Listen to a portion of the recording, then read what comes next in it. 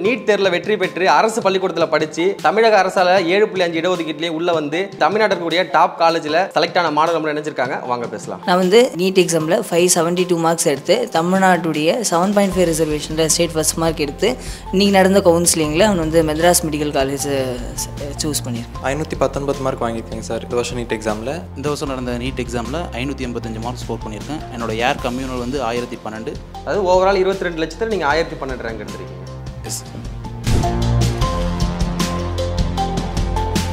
நீட்டுங்கிறது எங்கள் டாக்டர்கள் ரொம்ப தடையாக இருக்குது அப்படின்ற மாதிரி நிறைய மாணவர்கள் குற்றச்சாட்டு வச்சுருக்காங்க. ஆனால் அந்த சவால்களையும் நீங்கள் உடச்சி நீங்கள் இதில் வென்று காட்டுறீங்க, சீட்டு வாங்கியிருக்கீங்க. 12th முடிச்ச உடனே 1 இயர் ரிப்பீட்டர்ஸ் கோர்ஸ் ட்ரை பண்ணேன் சார். அப்போ என்னால் முடியல, நானுமே ஃபெயிலியர் தான். இந்த ஃபீல்டே வேணாம், நீட்டே படிக்க வேணாம், சம்பாதிப்போம், ஏர்ன் பண்ணுவோம், ஏன்னா பணம் தான் உலகம் அப்படிங்கிறது வந்து ஒரு 19 வயசுலேயே எனக்கு இந்த உலகம் உணர்த்திருச்சு. இந்த பணம் எல்லாத்தையும் நான் அடையும் போது என்கிட்ட படிப்பு இல்லை. நிறைய இடங்கள்ல வீடியோலாம் வெளியாகுது, போகிற வந்து மாணவர்கள் வந்து ரொம்ப வந்து செக்கிங்கிற பேரில் நிறைய இடங்கள்லாம் வந்து செக் பண்ணுறாங்க. அதெல்லாம் வந்து பார்க்கும்போது மன உடைச்சல் ஆகுது அப்படின்ற மாதிரிலாம் நம்ம குற்றச்சாட்டுலாம் பார்க்குறோம். நான் வந்து ஒரு டிஷர்ட், ஒரு லோயர் மாதிரி ஒரு பேண்ட் அப்படின்றத போட்டு போனேன். அப்படி போட்டு போனால் சந்தேகம் அப்படின்றத அவங்களுக்குள்ள ரொம்ப இருந்துச்சு. சுற்றி விட்டாங்க. ஒரு 3 பேர் சுற்றி விட்டு பண்ணும்போது அது கொஞ்சம் டென்ஷன் அதிகமாகிற மாதிரி தான் இருந்துச்சு. பட் அதே மாதிரி 2025 கொஸ்டின் பேப்பர் ரொம்ப டிஃபிகல்ட்டாக இருந்துச்சு சார். அது கடந்த ஆண்டு பார்க்கும்போது இந்த வருஷம் கொஞ்சம் டிஃபிகல்ட்டாக இது நீட் ஹிஸ்ட்ரியிலேயே இது கொஞ்சம் டஃபஸ்ட்னு தான் எல்லாருமே சொல்லிக்கிறாங்க. நானும் அப்படி தான் சார் நினைக்கிறேன். ஏன் அப்படி சொல்கிறீங்க? ஏன்னா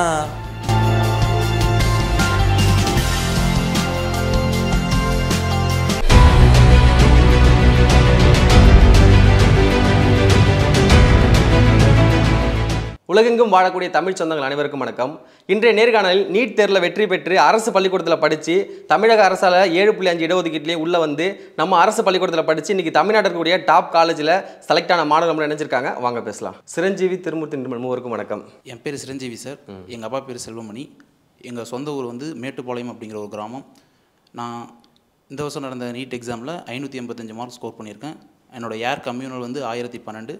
அண்ட் தமிழ்நாட்டில் என்னோட கம்யூனல் ரேங்க் வந்து 133. அது ஓவரால் 22 லட்சத்தில் நீங்கள் 1012 ரேங்க் எடுத்திருக்கீங்க. S, okay.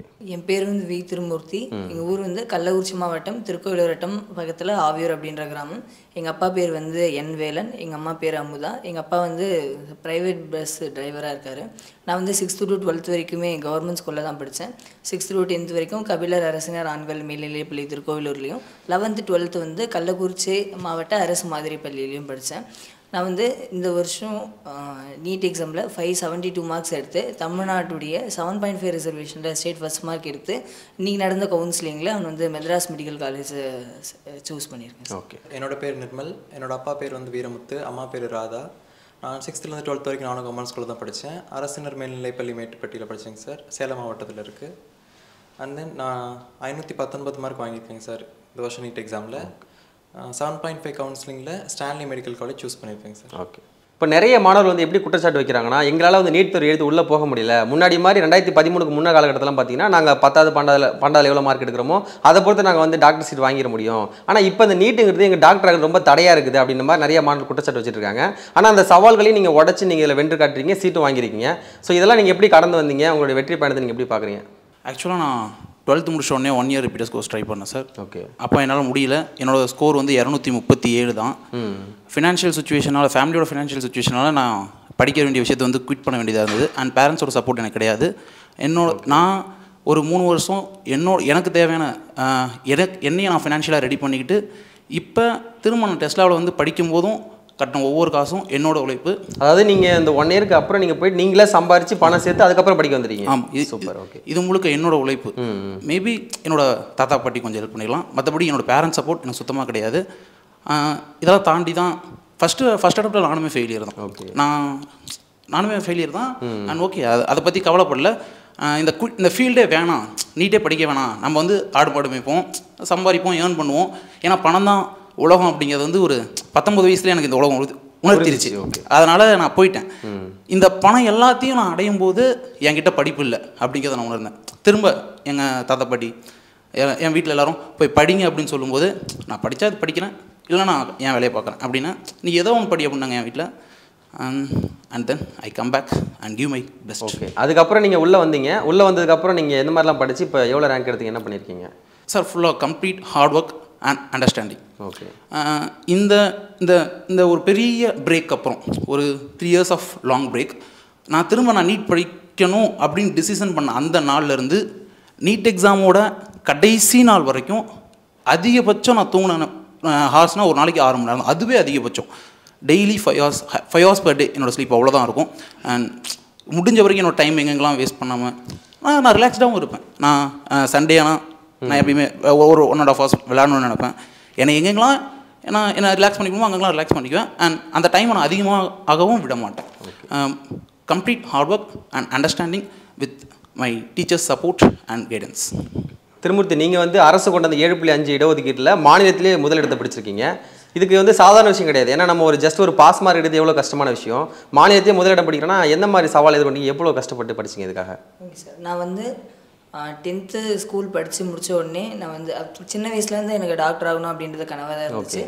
ஆனால் நான் வந்து டாக்டர் ஆகிறதுக்கு என்ன பண்ணணும், என்ன படிக்கணும், இப்போ நீட் எக்ஸாம் கிராக் பண்ணணும் அப்படின்றதுலாம் எனக்கு வந்து 11th 12th வரும்போது தான் தெரிஞ்சிச்சு. நான் 10th முடித்தோடனே 11th ஸ்கூல் ஜாயின் பண்ணும்பொழுது அதேமாதிரி கபிலர் கவர்மெண்ட் பாய்ஸ் செகண்டரி ஸ்கூலில் தான் பயோமேக்ஸ் குரூப் எடுத்து ஜாயின் பண்ணியிருந்தேன். இப்போ என்னுடைய 10th மார்க்ஸ் பேஸ் பண்ணி எனக்கு வந்து கள்ளக்குறிச்சி டிஸ்ட்ரிக்ட் மாடல் ஸ்கூலில் எனக்கு வந்து படிக்கிறதுக்கு ஒரு வாய்ப்பு கிடைச்சிது. அந்த ஸ்கூலுக்கு போகும்பொழுது எனக்கு மேக்ஸ் குரூப் இல்லை அப்படின்னு சொல்லிட்டாங்க. பயோ கம்ப்யூட்டர் அப்படின்ற குரூப் தான் நான் படித்தேன்.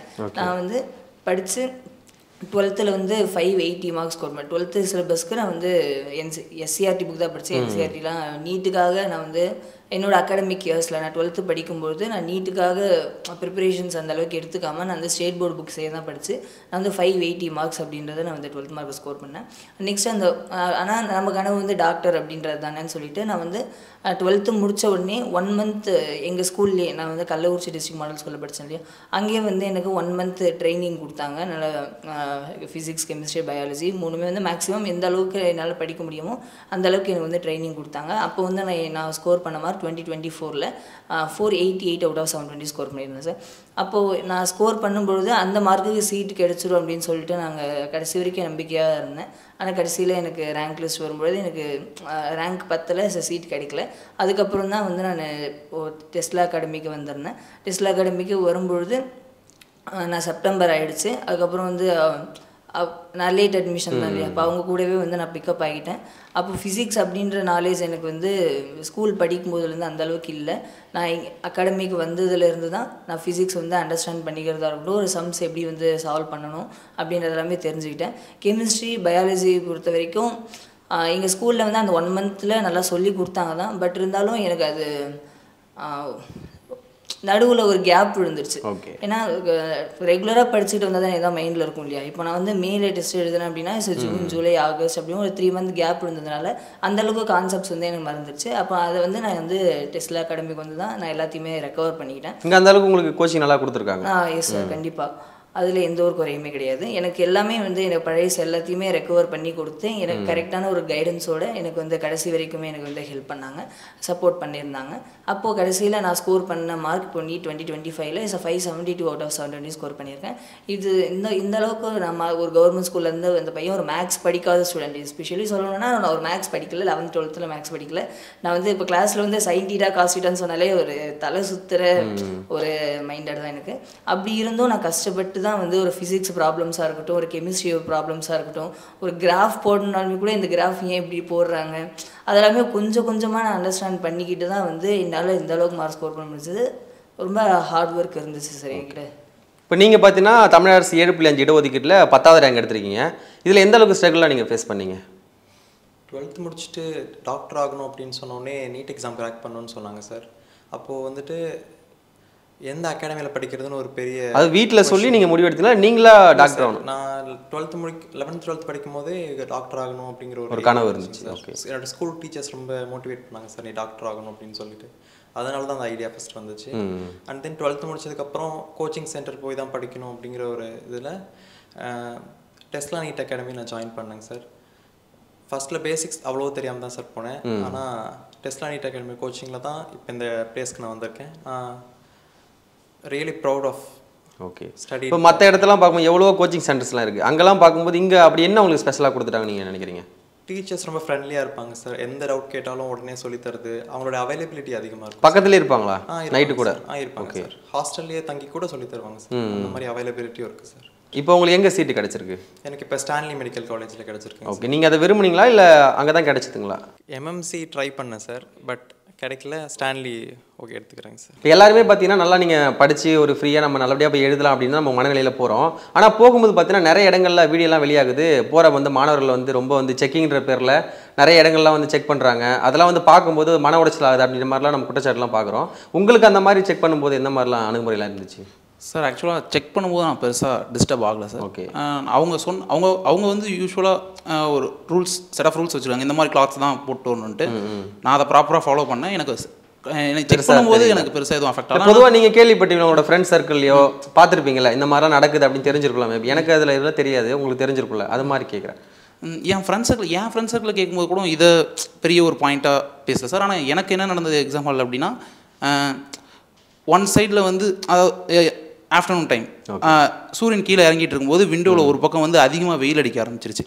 அப்போ சூப்பர்வைசராக அவங்க என்ன பண்ணியிருந்துருக்குமானா, மேபி அந்த விண்டோ க்ளோஸ் பண்ணியிருந்துருக்கலாம், தள்ளி உட்கார வச்சிருக்கலாம், லைட்டு போட்டு விட்டு. ஆனால் அவங்க என்ன பண்ணிட்டாங்கன்னா, அந்த சைடில் இந்த பெஞ்சஸ் ஃபுல்லாமே டிஸ்பிளேஸ் பண்ண ஆரம்பிச்சிட்டாங்க ஒரு பக்கமாக. அதில் மேபி 2 to 3 minutes கன்சியூம் ஆனிச்சு. அண்ட் ஃபைன், இதெல்லாம் தாண்டி தான் ஜெயிக்கணும், எல்லாத்துக்குமே நடக்கும். இப்போது நான் வந்து எனக்கு கோச்சிங் எனக்கு வந்து எக்ஸாம் சென்டர் அப்படின்னு விழுப்புரத்தில் தான் கொடுத்துருந்தாங்க. விழுப்புரம் வந்து அறிஞர் அண்ணா ஆர்ட்ஸ் அண்ட் சயின்ஸ் காலேஜில் கொடுத்துருந்தாங்க. இப்போ அங்கே வந்து எனக்கு செக் பண்ணுறது எப்படின்னு சொன்னால், அவங்க சொன்ன ட்ரெஸ் கோட் நான் வந்து ஒரு டிஷர்ட், ஒரு லோயர் மாதிரி ஒரு பேண்ட் அப்படின்றத போட்டு போனேன். இப்போ அங்கே போகும்போது அப்படி போட்டு போனால் சந்தேகம் அப்படின்றத அவங்களுக்குள்ள ரொம்ப இருந்துச்சு. சுற்றி விட்டாங்க, இப்படி சுற்றி விட்டு இப்படி வைக்கிறது, அப்படி சுற்றுவா ஒரு 3 பேர் சுற்றி விட்டு பண்ணும்போது அது கொஞ்சம் டென்ஷன் அதிகமாகிற மாதிரி தான் இருந்துச்சு.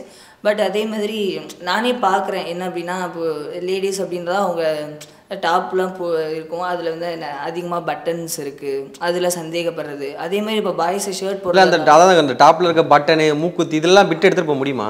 இல்லைங்க சார். இப்போ வந்து டெக்னாலஜி அந்தளவுக்கு வளர்ந்துருக்கு. இப்போ நம்ம வந்து ஒரு ஜெனரலாக இப்போ ஒரு யூபிஎஸ்சி எக்ஸாம்ஸாக இருக்கட்டும், டிஎன்பிஎஸ்சி இருந்தால் அதுக்குன்னு ஒரு சிலபஸ் அப்படின்றது அதிகமாக இருக்கலாம். ஆனால் இப்போ நீட் அப்படின்ற எக்ஸாம்ஸ்க்கு நம்ம 11th 12th போர்ஷன்ஸ் இந்த என்சிஆர்டி புக்ஸ் அப்படின்றத வரும். அப்படின்றதுனால நம்ம டெக்னிக்ஸ்லாம் சும்மா இப்போ நானோகிராம் அளவுக்குலாம் நிறைய டெக்னிக் வந்து சார் அந்த அளவுக்கு கூட எந்த ஒரு தப்பு நடந்துக்கோ ஒரு ப்ரிகாஷனுக்காக தான் இதெல்லாம் பண்ணுறாங்க. அப்படி ஒரு மாநிலத்தில் பார்த்தீங்கன்னா தொடர்ந்து ஒரு 6 மாணவர்கள் வந்து 720 எடுத்து அது மாதிரி நடந்திருக்குல்ல? அது கரெக்டு தான். அது வந்து அதில் நம்ம சந்தேகம் அப்படின்றத விட அது அவங்களுடைய உழைப்பு, அவங்க அந்த மார்க்ஸ் எடுக்கிறாங்க, அதில் நம்ம எதுவும் சொல்கிறது இல்லை. இப்போ அதுமாரி பண்ணுறதுல இப்போ அதேமாரி இப்போ நம்ம ஜென்ஸாக இருக்கட்டும், நம்ம ஷர்ட் அப்படின்ட்டு போடும்போது பாக்கெட் இருக்கலாம். இந்த பாக்கெட்டில் வந்து ஏதாவது அயன் மாதிரி ஏதாவது சிம்பிள்ஸ் அது மாதிரி கொடுத்துருப்பாங்க. அதெல்லாம் கூட சந்தேகப்பட்டு அந்த பாக்கெட்டோடவே கிழிக்கிறது, அதெல்லாமே நான் பார்க்குறேன். அதேமாரி நான் எக்ஸாம் ஹாலில் சூப்பர்வைசருடைய தொந்தரவு ரொம்ப அதிகமாக, சவுண்ட் அதிகமாக கொடுப்பாங்க. ஏன்னா நான் எக்ஸாம் எழுதுகிற ஹாலில் வந்து எல்லாருமே வந்து ஃப்ரெஷர்ஸாக இருந்திருப்பாங்க போல இருக்குது. 12th முடிச்சுட்டு அப்படியே வந்திருப்பாங்க. ஒரு ஓஎம்ஆர் ஷேடிங் கரெக்டாக பண்ண தெரியல, அட்டனன்ஸில் சைன் பண்ண தெரியல, அந்த ஓஎம்ஆர் ஷேட் பண்ணுறது எல்லாத்தையும் தப்பு பண்ணும்போது அவங்க அந்த ஒருத்தர் பண்ணுற தப்புனால அவங்க மேக் பண்ணுற நாய்ஸ் வந்து எங்கள் எல்லாரையும் டிஸ்டர்ப் பண்ணுற மாதிரியெல்லாம் இருந்துச்சு. அதெல்லாம் எதிர்கொண்டு தான் வந்து எல்லாம் பண்ணுறது. இதெல்லாம் வர்றது சகஜம்தான். ஆனால் அது அந்தளவுக்கு நாம் வந்து தயார் செஞ்சுக்கணும். இப்படிலாம் இருந்தாலும் நாம் இப்படிலாம் வந்து ப்ரிப்பேர் பண்ணியிருக்கணும். இதுதான் நம்ம எதுவும் கண்டுக்கக்கூடாது. நம்ம வேலை என்ன, நம்ம கொஷின்ஸ் ப்ராக்டிஸ் பண்ணியிருக்கோம். ஸோ அதுலேருந்து கொஷின்ஸ் வந்திருக்கு. நம்ம வந்து கொஷின்ஸை போட்டு பார்த்துட்டு நம்ம அப்படியே ஷேட் பண்ணுறது தான் நம்ம கவனமாக இருக்கணும். நீங்கள் எக்ஸாம் எழுத போகும்போது எந்த மாதிரி அணுகுமுறையில் வந்து எப்படிலாம் செக் பண்ணாங்க? ஏதாச்சும் அவங்க பண்ணினது உங்களுக்கு ஏதாச்சும் பிடிக்காத மாதிரிலாம் இருந்துச்சுங்களா? எப்படி எக்ஸாம் ஹால் அந்த மாதிரி எதுவும் இல்லைங்க சார். செக்கிங்லாம் நார்மலாக தான் இருந்துச்சு. நானும் ஒரு டிஷர்ட் அண்ட் லோயர் மட்டும் தான் சார் போட்டிருந்தேன். அதில் எந்த பிரச்சனையும் ஏற்படல. ஸ்ட்ரைட்டாக போன உடனே உள்ளே போயிட்டேன் சார். நான் போய் உட்காந்துட்டேன். ஓகே. அண்ட் 2025 கொஸ்டின் பேப்பர் ரொம்ப டிஃபிகல்ட்டாக இருந்துச்சு சார். அதாவது கடந்த ஆண்டை பார்க்கும்போது இந்த வருஷம் கொஞ்சம் டிஃபிகல்ட்டாக இருந்துச்சு. ஹிஸ்ட்ரியிலேயே இது கொஞ்சம் டஃபஸ்ட்னு தான் எல்லாருமே சொல்லிக்கிறாங்க. நானும் அப்படி தான் சார் நினைக்கிறேன். ஏன் அப்படி சொல்கிறீங்க? ஏன்னா பயாலஜி தான் ஈஸியாக இருக்குது, எல்லாருமே எழுதிடலாம்னு சொல்லுவாங்க சார். ஆனால் இந்த வருஷம் பயாலஜியில் 300 மார்க் 360 வாங்கணும் சார் டோட்டல் மார்க். 300 வாங்குறதுக்கே திணறாங்க எல்லாருமே. அப்படிங்கிற மாதிரி நல்லா படிக்கக்கூடிய மாணவர்கள், நல்லா படிக்கக்கூடியவங்க தான் சார். ரொம்ப லென்த்தியான கொஷின்ஸ், ஒரு பேஜுக்கு ஒரு கொஷின், அந்த மாதிரிலாம் இருக்கும்போது அதை ஹேண்டில் பண்ணுறதுக்கு ஒரு மைண்ட் செட், அந்த ஒரு வில் பவர் வேணும் சார். இப்போ இந்தியா முழுக்க எடுத்து அந்த நீட் தேர்வுனால கிட்டத்தட்ட 55 மாணவர் மேலே இறந்துருக்காங்க. நம்ம தமிழ்நாட்டில் மட்டும் பார்த்தீங்கன்னா அனிதா உட்பட அதே மாதிரி ஜெகதீஸ்வரன் கிட்டத்தட்ட ஒரு 16 மாணவர்கள் இறந்துருக்காங்க. இது வந்து பார்த்தீங்கன்னா எந்த ஒரு தேர்வுலையும் இந்த அளவுக்கு மாணவர்கள் இறக்காத அளவுக்கு இது இறந்துட்டு இருக்காங்க. இதை நீங்கள் ஒரு மோட்டிவாக எடுத்துகிட்டு அவங்களுக்கு என்ன சொல்ல வரீங்க? சார் தோல்வி யார் தான் சார் பார்க்கல? நானுமே என்னோட மொதல் அட்டெம்ப்டில் தோற்று தான் போனேன். தற்கொலை அப்படிங்கிறது இதோட எந்த ஒரு கேள்விக்குமான தீர்வுமே கிடையாது சார். தற்கொலை செஞ்சிட்டோம்னா எல்லாமே சரியாக போயிடுமா? கிடையாது. நம்மளோட கனவை அடையிறதுக்கு நம்ம என்ன பண்ணணும், அந்த விஷயத்தில் நம்ம தெளிவாக இருக்கணும். செத்துட்டோன்னா என்னோட கனவு அடைஞ்சிட முடியுமா? கிடையாதுல்ல சார். அதுக்கு என்ன பண்ணணுமோ நம்ம சரியாக பண்ணோம்னா போதும். ஒருவேளை அந்த நீட் வந்ததுனால தான் அவங்க இறக்குறாங்களா, இல்லைன்னா அவங்க 12 நல்ல மார்க் எடுத்து அவங்க சீட்டு வாங்கி அவங்க டாக்டர் ஆகிருக்கலாமா? சார் இந்த கேள்வி எனக்கானதுன்னு நினைக்கிறேன். அது அவங்களுக்கானது தான். அவங்களோட 12வது மார்க்கும் அவங்களோட நீட் மார்க்கும் தான் அதை டிசைட் பண்ணியிருக்கும்.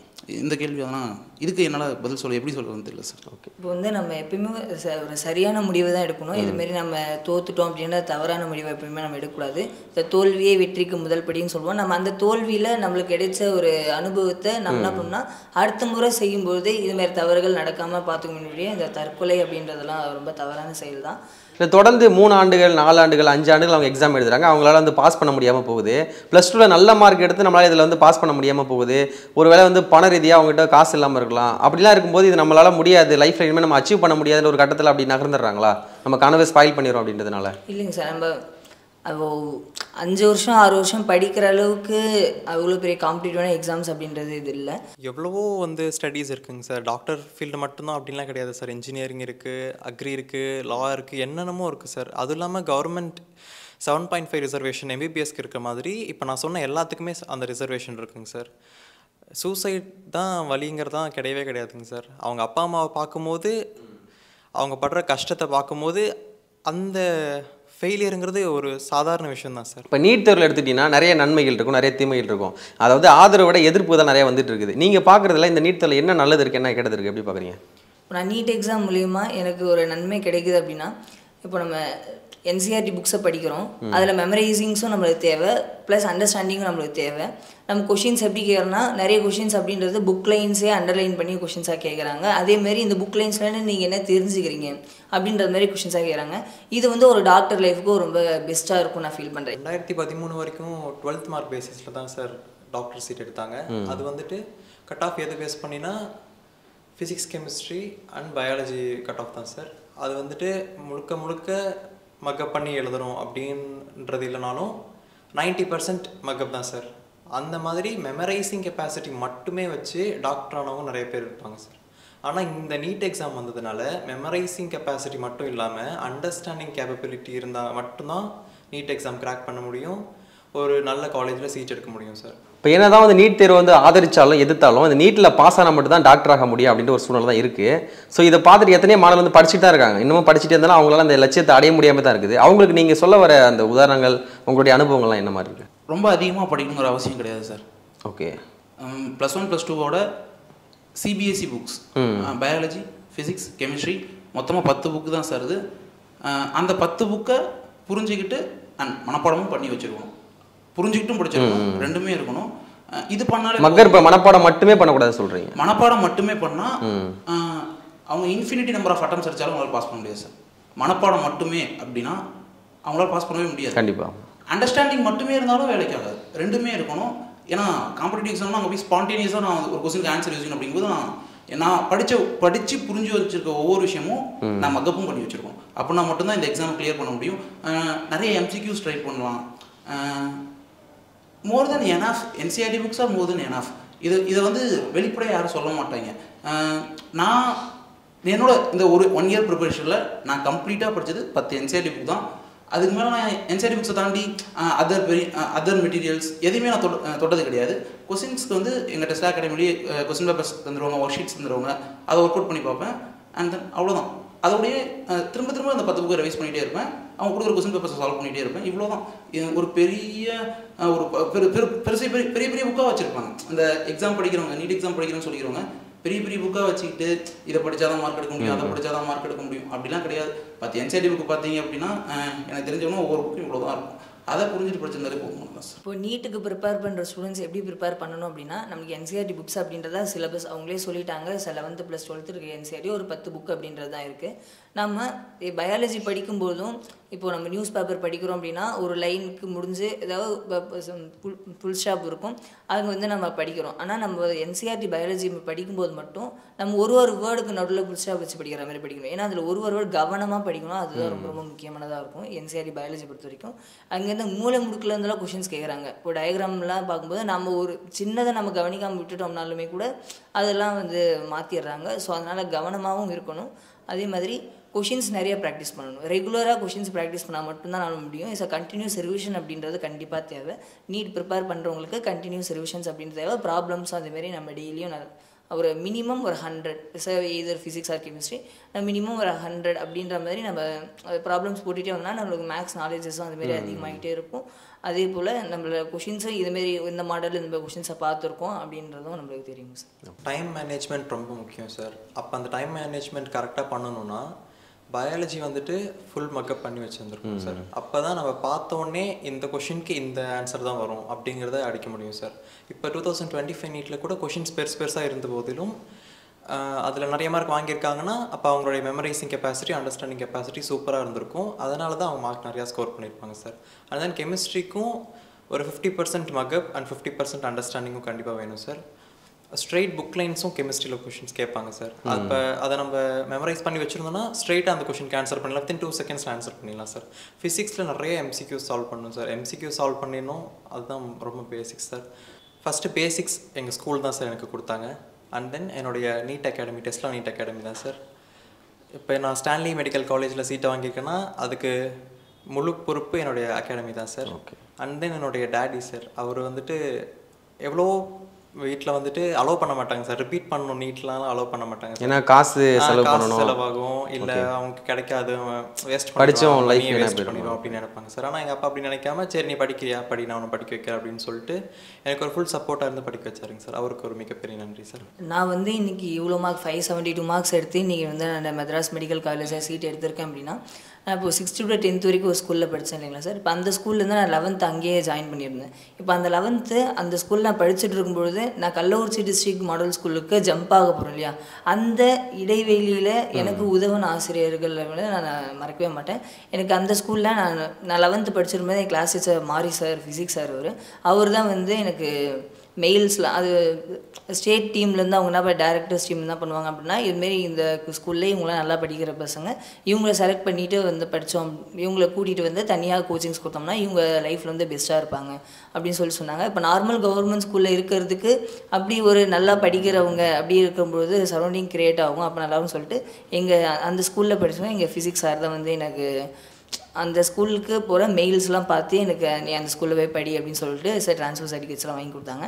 இப்போ அங்கே நான் போனதுக்கப்புறம் நான் அந்த ஸ்கூலில் எனக்கு டீச்சர்ஸ் எல்லாருமே எனக்கு கம்ப்ளீட்டான ஒரு கேரிங்காகவும் சப்போர்ட்டாகவும் இருந்தாங்க. அவங்களும் அந்த 1 month கேப்லேயுமே எனக்கு வந்து கண்டிப்பாக நான் இந்த வருஷம் சீட் எடுத்துடணும் அப்படின்றது அவங்க மேக்ஸிமம் கொஷின்ஸஸ் அப்படியே ப்ராக்டிஸ் பண்ணலாம் கொடுத்தாங்க. ஸோ அவங்களுக்கு ரொம்ப தேங்க்ஸ். நெக்ஸ்ட்டு வந்து கேப் வந்துடுச்சு, ஒரு 3 மாதம் கேப் வெயிட் பண்ணிகிட்டு இருந்தோம் சீட் கிடையாது. அப்போ நெக்ஸ்ட்டு ஒரு லேட் அட்மிஷனாக இருந்தாலும் எங்கள் அகாடமி எனக்கு ஒரு சான்ஸ் கொடுத்து படிக்கிற பையன் தான் இவனுக்கு நம்ம கொஷின் பேப்பர்ஸாக இருக்கட்டும், ஒரு கான்செப்ட் அண்டர்ஸ்டாண்டிங்காக இருக்கட்டும், இல்லை முன்னாடி நடத்தின லெசன்ஸை ரிவைஸ் பண்ணுறதுக்காக இருக்கட்டும், எல்லாத்துக்குமே எனக்கு உறுதுணையாக இருந்த எங்கள் டெஸ்லா அகாடமிக்கு எனக்கு ரொம்ப ரொம்ப தேங்க்ஸ் சார். ஆக்சுவலாக நான் தேங்க் பண்ணோம்னா முதல்ல எங்கள் மாமா. ஏன் அப்படின்னா லைஃப் வந்து ஒரு அப்படியே போயிருக்க வேண்டியது, அப்படியே ஆடு மாடு மேய்ச்சிட்டு வயலோடைய வாழ்க்கை போயிருக்க வேண்டியது. ஆனால் அதை நிறுத்தி இது இல்லை நீ போய் படி எதானாலும் பார்த்துக்கலாம் அப்படிங்கிற அந்த ஒரு நம்பிக்கை அவர் வார்த்தையிலேருந்து தான் வந்தது. அது நன்றி சொல்லி ஈடுகட்ட முடியாது. அவர் நிறைய விஷயம் செஞ்சுருக்காரு, அதில் இதுவும் ஒரு விஷயம். நன்றி சொல்லி ஈடுகட்ட முடியாது, ஓகே. இருந்தாலும் அவர் எனக்கு செஞ்ச நிறைய நல்ல விஷயத்தில் இது ஒன்று, அதை நான் மென்ஷன் பண்ண நினச்சேன். அதுக்கப்புறம் நான் தேங்க் பண்ண வேண்டியது இந்த 585 மார்க்ஸ்க்கு நான் பெருசாக நன்றி கடன் பட்டிருக்குது யாருக்கு அப்படின்னா டெஸ்லா அகாடமிக்கு தான் சார். ஏன் அப்படின்னா நான் வந்து ஃபஸ்ட்டு அட்மிஷன் போடும்போதே வந்து சார்கிட்ட சொல்லியிருந்தேன், சார் இந்த மாதிரி நான் ஏற்கனவே சார்கிட்ட படிச்சிருந்தேன், சாரோட ஸ்டூடெண்ட் தான். ஃபஸ்ட்டு ஒரு தடவை ரிப்பீட் பண்ணும்போது இந்த மாதிரி சொன்னேன் சார்கிட்ட, சார் இந்த மாதிரி என்னோடய பைசா தான் நான் கட்டி படிக்க போகிறேன் அப்படின்னோடனே சார் வந்து எனக்கு இந்த அகாடமிக் இயர் ஃபீஸ் வந்து 30,000 தான் போட்டார். அந்த 30,000த்துலேயும் half of the amount 15,000 நான் கடைசி நாள் அகாடமியை விட்டு ரிலீவ் ஆகும்போது அந்த பைசாவை நான் கட்டினேன். அதாவது ஆவரேஜாக வாங்குறத விட உங்களுக்கு கம்மியாக வாங்கினாங்க ஃபீஸ். ஓகே. அந்த மாதிரி தான் வாங்கினாங்க. அதில் பாதி ஃபீஸ் ஆஃப் ஆஃப் த அமௌண்ட்டை நான் கடைசி நாள் ரிலீவ் ஆகும்போது தான் நான் கட்டினேன். அதுக்கு இடையில என்னை வந்து எந்த ஒரு எம்எல்ஏ டார்ச்சர் கொடுக்கல, ஃபோர்ஸ் பண்ணதில்லை. இந்த மாதிரி ஃபீஸ் கட்டு ஏன் கட்டல அப்படின்னு எதுவுமே கேட்டதில்லை. எப்போ நான் டவுட் கேட்டாலும் சொல்லி தருவாங்க. நான் எனக்கு என்ன தேவை, எனக்கு இந்த டைமில் இந்த டெஸ்ட்டு கொஸ்டின் தேவை, எனக்கு மட்டும் இந்த டெஸ்ட்டு தேவை அப்படின்னாலும் ஒரு நாளும் அவங்க தயங்கினதே இல்லை. நீங்கள் 3 பேருமே சிறந்த மருத்துவராகி மக்கள் நிறைய சேவைகள் செய்யணும்னு நான் வாழ்த்துறேன். நன்றி, வணக்கம். சாட்டை எடுத்து நாட்டை திருத்து.